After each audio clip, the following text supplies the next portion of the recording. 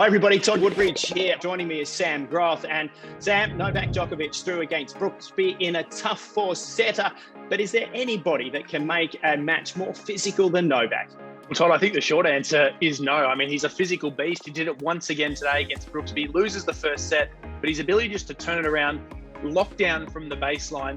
He's done it so much throughout 2021 at Grand Slam level. He's had this real focus, hasn't he, on trying to compete the calendar slam. Gets one step closer. But when you look at the top half of the men's draw, Alexander Zverev is still there. He's the man I think is most likely to be able to beat Novak. He takes out Jannik Sinner in straight sets, a really good performance from Zverev once again. And a man that we haven't really spoken about, Lloyd Harris, the young South African. He's been working his way comfortably through the draw. He gets through Riley Opelka, the big serving American, and I think he really rose to fame in Washington, D.C. this year when he took out Rafael Nadal.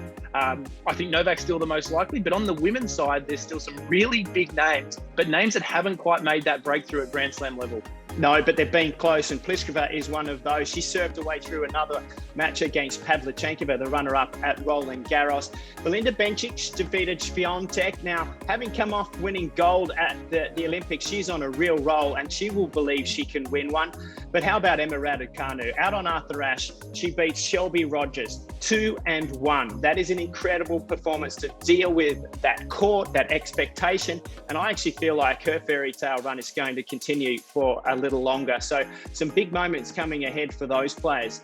Let's take a look, though, Grothy, at what's going to happen on day 9. Well, the men's quarterfinals in the bottom half, you've got to think Daniil Medvedev, the number 2 seed. He's been cruising so far through this event. He takes on Botic van der Zandschulp, the qualifier from the Netherlands. What a performance he's put in so far through the event. But it's the other match in that bottom half that I want to focus on.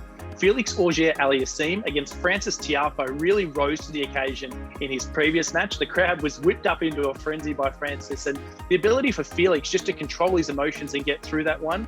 He's going to have to do it again, though, because an 18-year-old in Carlos Alcaraz, someone we've focused on a lot through this event, he's been coming through the physicality that he brings, but the composure for an 18-year-old is quite incredible. So I'm really looking forward to that match. But on the women's side, Todd, it's another 18-year-old that's been really grabbing our attention.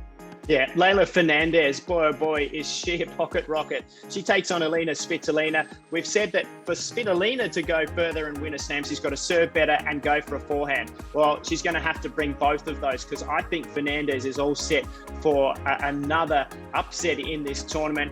But the match of the day for me is the player I think is going to win this tournament, and that is Aryna Sabalenka. She has shown that throughout this year, she is learning, she's improving. She's been inconsistent in big matches, but so far at the Open, she has looked in really good form, and she can hit anybody off the court. I like how she's looking. She's going to have to beat Krejcikova. Krejcikova, for me, has a few physical issues to get over from that previous match, so watch out for Sabalenka. So that's it for day 8. Day 9 tomorrow. We look forward to chatting to you then.